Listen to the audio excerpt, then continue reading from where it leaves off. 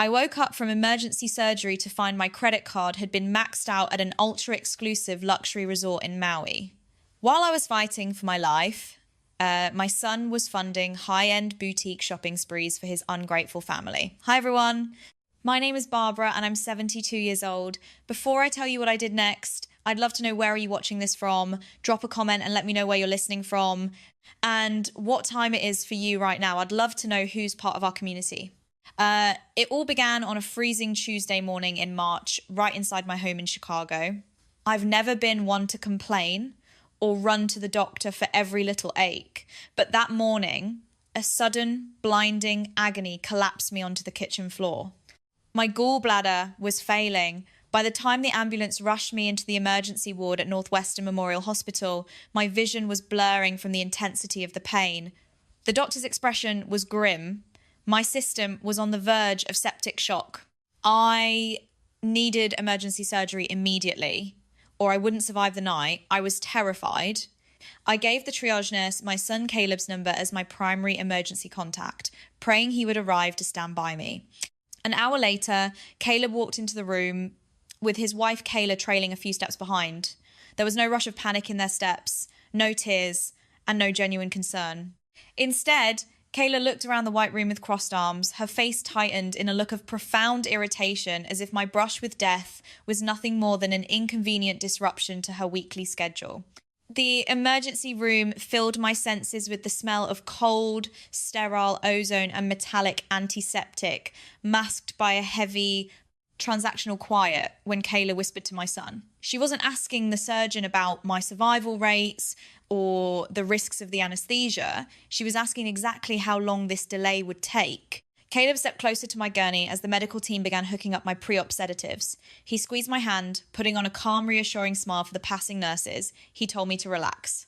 He promised they would stay right there in the waiting room to sign all the critical post-op authorizations and medical releases, so my care wouldn't face any administrative delays. I remember looking at Caleb through the haze of sedatives, thinking his presence meant protection. I didn't realize his eyes weren't fixed on my heart monitor. They were tracking the zipper of my purse, which hung on the back of the baseline chair. The moment the heavy sedatives took hold and my eyelids grew impossibly heavy, their trap snapped shut. They didn't stay to protect me. They didn't stay to sign a single life-saving medical authorization form. The very second they saw me drift into a completely defenseless, anesthesia-induced sleep, Kayla reached into my personal bag. She pulled out my high-limit emergency medical reserve card, a card I explicitly kept untouched for catastrophic life events. With the piece of plastic secured, they turned their backs on my unconscious body, walked out of Northwestern Memorial Hospital, and vanished. They didn't just leave me to face major surgery completely alone. They left my medical care totally stalled in the system because no next of kin remained to sign the mandatory regulatory releases. While the surgeons were cutting into my abdomen to save my life, my only son and his wife were boarding a first-class flight using my stolen financial accounts to purchase premium tickets under their own names and escape to a $35,000 luxury getaway at the Grand Wailea resort in Maui, Hawaii. I woke up in the recovery ward around 6 o'clock in the evening, groggy and suffocating in a haze of physical pain. My abdomen felt like it had been set on fire. When I asked the attending nurse if my son was in the waiting room, she looked at me with a professional pity before shaking her head. There was no one out there for me. I tried calling Caleb's cell phone, then Kayla's. Both lines went straight to voicemail. Anger wasn't loud this time. It was entirely clinical. I didn't cry. I didn't ask why. I just lay under the steady beep of the heart monitor, opened my banking app, and let the white glow of the screen bring absolute clarity to the room. This wasn't a breakdown, it was a balance sheet. My checking account, which held $12,000 when I entered the hospital, had been completely drained down to a mere $600. My emergency credit card, kept strictly for life or death catastrophes, was maxed out to its full $35,000 limit. The transaction log was a record of unadulterated gluttony at high-end boutiques and five-star dinners in Wailea, Maui. They had taken my life or death safety net and treated it like an overdraft protection line for their vanity. My thumb didn't tremble as I clicked through to the fraud department. I permanently deactivated the credit card and closed the checking account right then and there. If they wanted a luxury lifestyle, they would have to fund it with their own empty promises. The grueling $85 cab ride back to my house was a silent transition. I walked into the cold quiet of the kitchen, where I had spent decades playing the role of the endlessly compliant mother. I sat at the table and opened a fresh spreadsheet, detailing a hidden ledger of unreciprocated sacrifices totaling $198,000 over 15 years. $65,000 for their suburban house down payment, $18,000 for Caleb's luxury vehicle loan, $30,000 in direct cash loans that were never mentioned again, and $85,000 in completely uncompensated childcare for the twins. Looking at the numbers, I realised my compassion had been a luxury they'd overdrafted for a decade. For years, I had been trapped in the invisible chain of the survivor. When my husband passed away, maternal guilt and the agonising fear of losing my remaining family made my boundary lines soften into nothing. I had spent 15 years convincing myself that if I just paid enough bills, handled enough tantrums, and provided enough free labour, I would buy a permanent place in their lives. My compliance wasn't love. It was a slow, psychological survival mechanism to keep from being left entirely alone. But looking at the cold data on my screen, that invisible chain shattered. The cracked silver photo frame on the sideboard sat exactly where Caleb's accountability should have been, reflecting nothing but the cold Chicago rain striking the window pane. I closed my laptop with a quiet snap. Inside, the screen dimmed on a different kind of sunrise, the kind made entirely of facts, numbers, and an unshakable, lethal precision. This wasn't a mother throwing a tantrum. This was a clinical closing of an unprofitable account. Everything stayed silent in the house for hours, but in my head, Caleb's frantic, demanding voice kept echoing, overriding 40 years of maternal instinct. The absolute quiet of my living room was shattered at exactly 8:47 on Friday morning. My phone began to vibrate aggressively against the dark wood of the kitchen table, a frantic digital dance that didn't stop for 3 hours straight. 17 missed calls, 34 text messages. It was the frantic fallout of a luxury paradise collapsing under the weight of its own entitlement. The timeline of their flawless Hawaiian getaway had dissolved into complete chaos on Friday morning. While the resort's initial authorization hold from Tuesday had covered their room, the system finally locked down the moment they attempted to clear their massive boutique tab and settle the weekend upgrade balance. Caleb's early messages were short, tight, with synthetic urgency. "Mom, my card isn't working. Can you call the credit card company immediately?" By 9 o'clock, the superficial politeness turned into an aggressive panic. "Mom, we are trying to check out of our resort breakfast and the card was declined. This is completely unacceptable. Call me right now." Then came Kayla's tactical escalation. She didn't just panic, she weaponized her platform. I opened my laptop with total emotional detachment and watched her high-end lifestyle blog account publish a public post for our entire extended family and social circle to see. It was a masterclass in domestic gaslighting. She wrote, "Some people completely forget what blood means, prioritizing their own petty financial control over the magic and memories of innocent children." She even uploaded a photo of Abigail and Mason looking performatively downcast by the resort fountain, using my own grandchildren as props to manufacture public leverage against me. They weren't shocked by the predatory theft they had committed while I was on an operating table. They were merely shocked that I had stopped playing my role as the silent investor. The phone rang for the 4th consecutive time, and I finally slid the screen to accept. There was no pause. There was no "how was your recovery?" or "did you survive the septic risk?" Caleb's voice was raw, shouting over the sound of Hawaiian trade winds and screaming children in the resort lobby. He barked about frozen boutique transactions, declined airport upgrades, and the fact that the resort security was holding their luggage hostage until the balance was cleared, leaving them stranded in Maui for the entire weekend. He spoke to me as if I were a reckless administrative assistant who had botched his corporate expense accounts. He actually suggested that my unexpected medical emergency was a selfish interruption to his family's well-deserved peace. I sat in my kitchen, letting him run completely out of breath. My focus was clinical. This wasn't a family dispute. It was a routine forensic audit. When he financially demanded to know how they were supposed to cover a $35,000 resort balance with zero remaining credit, I took a slow, deliberate sip of my coffee. I told him that when you build an elite vacation on stolen funds, the settlement is always devastating. Figure it out, Caleb, I said, my voice flat, factual, and completely lethal. You decided Maui was worth more than my life. Now you get to find out exactly what that choice costs. I hung up, green-lighting the professional escalation that would dismantle their illusion forever. I stopped checking my family group chat. The old brass keys to my home sat in a bowl by the door, covered in dust, replaced by a modern shield of steel and law. The relentless text notifications, the escalating demands, and the toxic public shaming on social media all became meaningless background noise. On Monday morning, while my surgical incision pulled slightly against my clothes, I drove down to the financial district. I had an emergency appointment with Harold Brennan, my late husband's estate attorney.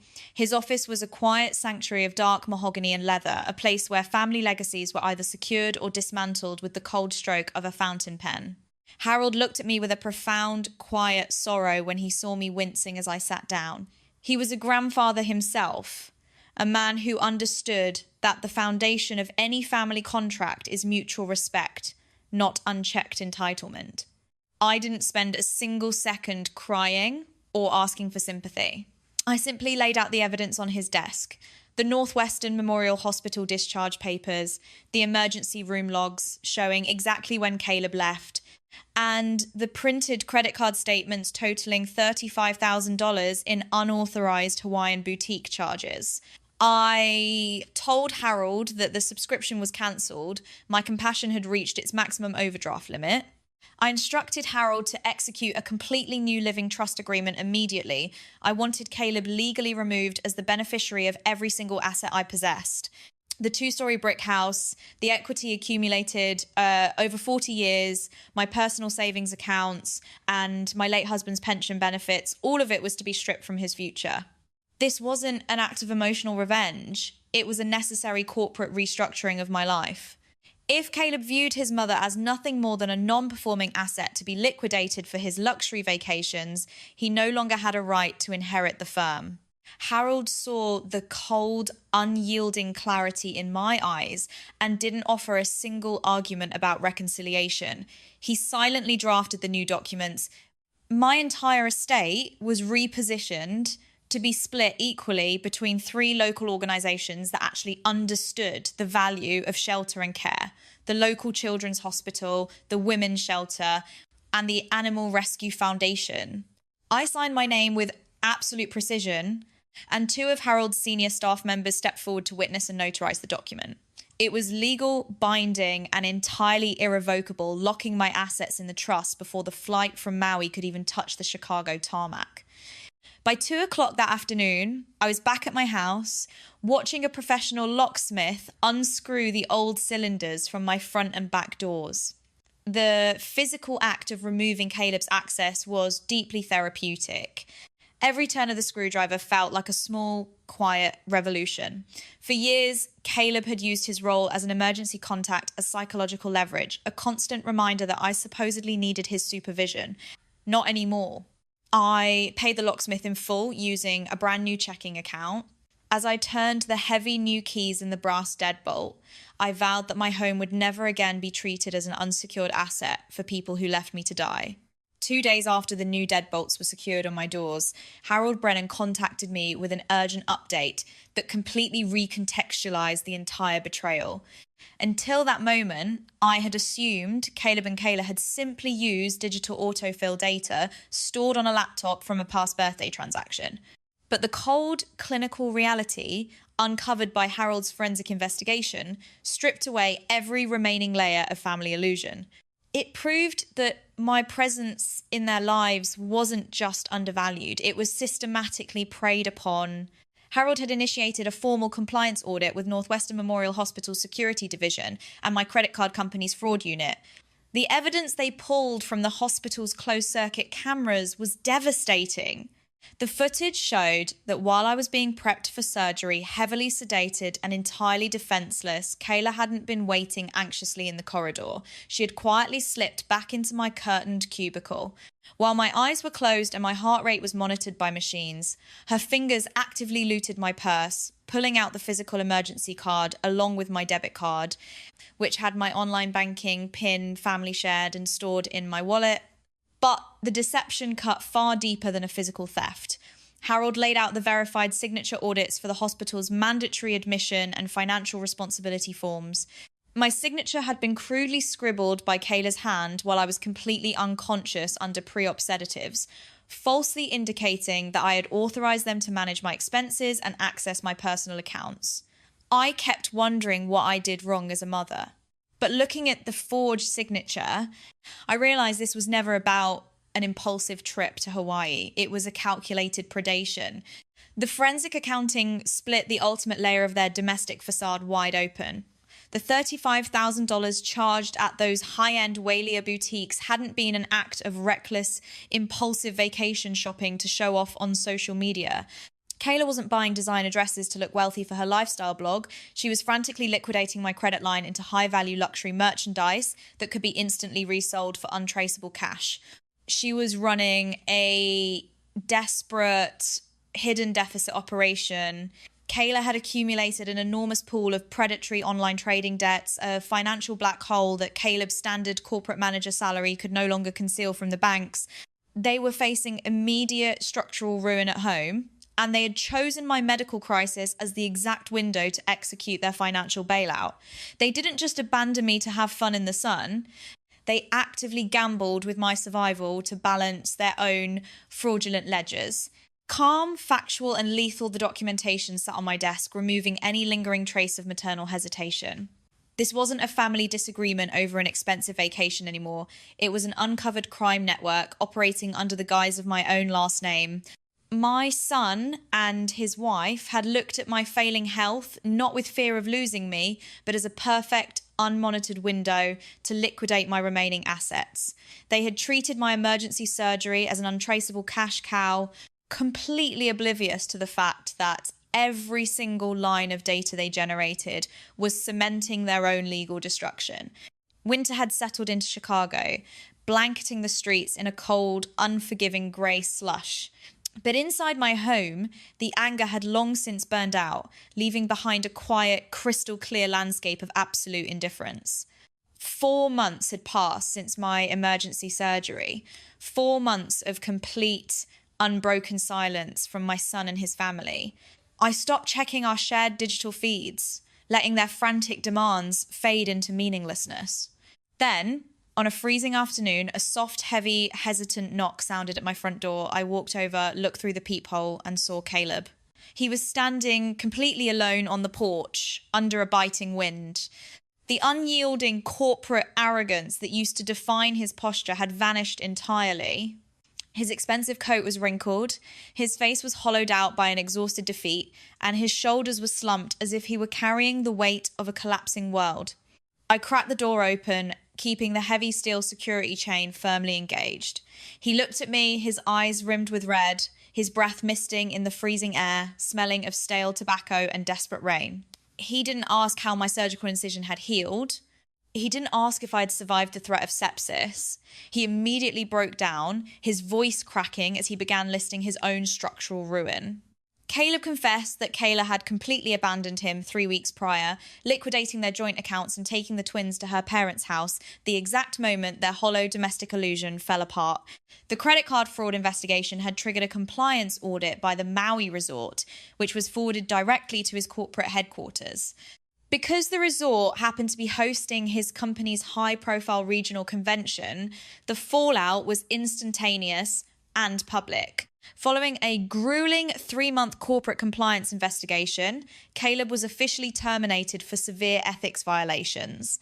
With his white-collar income instantly severed and the bank discovering that Kayla had secretly maxed out a $90,000 home equity line of credit to fund her failed online trading, the foreclosure notice was nailed to their front door.